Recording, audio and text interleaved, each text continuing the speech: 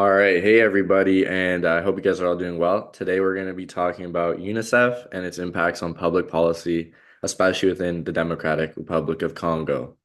So here's my table of contents. We're going to get into all of this, but firstly, before we jump into the specific impact that UNICEF has on the Congo, I want to give you a quick rundown of international factors. Because as we know, public policy is impacted by many things, including international factors. And these factors include things such as international organizations. Dion states that international organizations are try to influence public policy outcomes both by using their technical expertise and policy networks. Those techniques and a variety of other factors will obviously have different effects upon a country's public policy, but all have had major impacts on policy throughout the world's countries. So now we're going to talk about what is UNICEF. So UNICEF, what their goals are as an organization, and some of the tools and strategies they usually use to influence public policy. We're going to just get into all of that right now. So UNICEF was started in 1946, as you can see on the slide there. And it was set up as an emergency fund that would provide funds and relief for children in war-torn countries. The funds would be supplied by government and private sources. So the organization's goal was to help all children and young adults whose lives are at risk in the post-World War II era. This looked like relief for children on all sides of the conflict, no matter what their country's role in the war was. And this is something that I obviously agree with, as children have no choice on what side they were kind of born on. It's not their fault. So everyone deserves kind of the same right to aid and treatment. So since then, UNICEF has had major impacts all over the globe, doing work in 190 countries to date, basically reaching every country on Earth.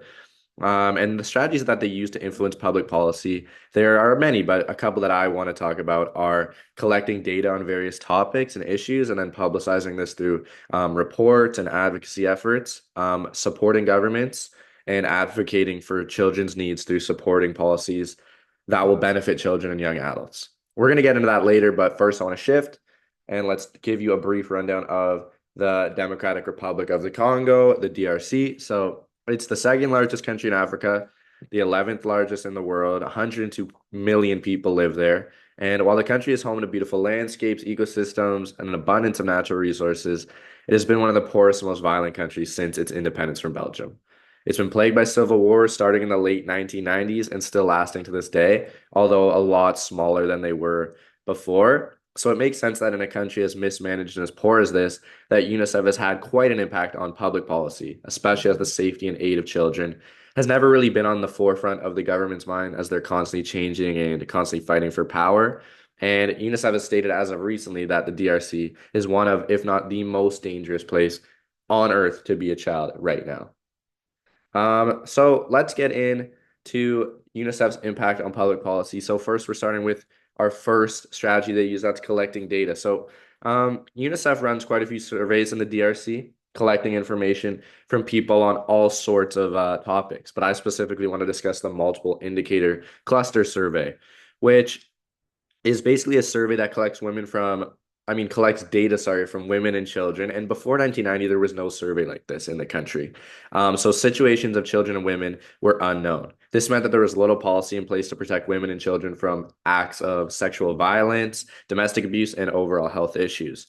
So since implementing the survey in the 1990s, statistics have been made that made have been made public upon children's and women's issues, which has drastically improved the situation in the country.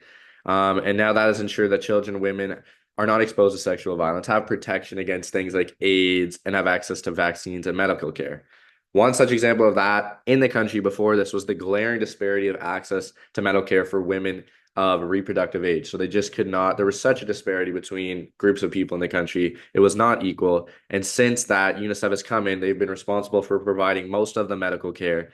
And with the data they have collected, they have been able to influence government policy to uphold the government to standards that they just were not at before. And our second strategy is supporting government. So what this means is basically that UNICEF will create programs that finance and aid the government to ensure that certain issues and policies are implemented or taken care of. So, and in doing so, UNICEF has a say in what issues are focused upon when public policy is made, which ensures that children's rights and issues have been focused in the DRC in recent years, as they have been neglected for far, far, far too long.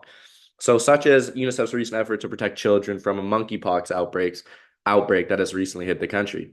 And another example of this is with the help of UNICEF, the government has instituted the National Healthy Villages and School Program, which is a program that goes around and basically goes to villages and schools and gives them the proper medical care and aid that they need. And in doing this program, the program has certified over 10,000 villages and 2,500 schools as healthy in the country, which is just unbelievable compared to where it was before.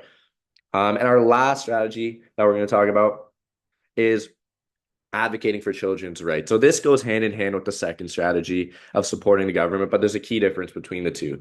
So the difference is basically that UNICEF is not financing the government. They are simply stating what good policy looks like, what children's rights should be, what standard we should be at.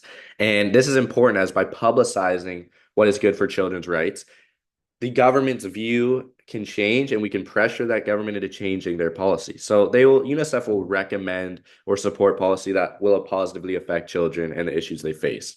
So for example, UNICEF has worked tirelessly in many communities to install clean water access for all. And with the help of government national programs, there have been far improved rates of satisfaction on water quality and sanitation since 2008. Before this, there were a variety of issues for all, including children, as this had led to frequent wars between surrounding villages, which led to children being used as soldiers or just unfortunately killed. And so UNICEF has recommended policy and supported policy that aims to make the government play a role in the access to clean water and not leave it all on the villages as it was before 2008 because they just do not have the resources to take care of that. It's just not possible for them.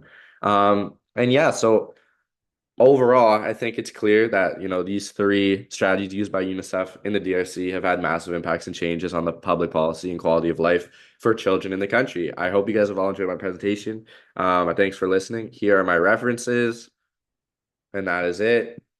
Thank you, y'all. Have a good one.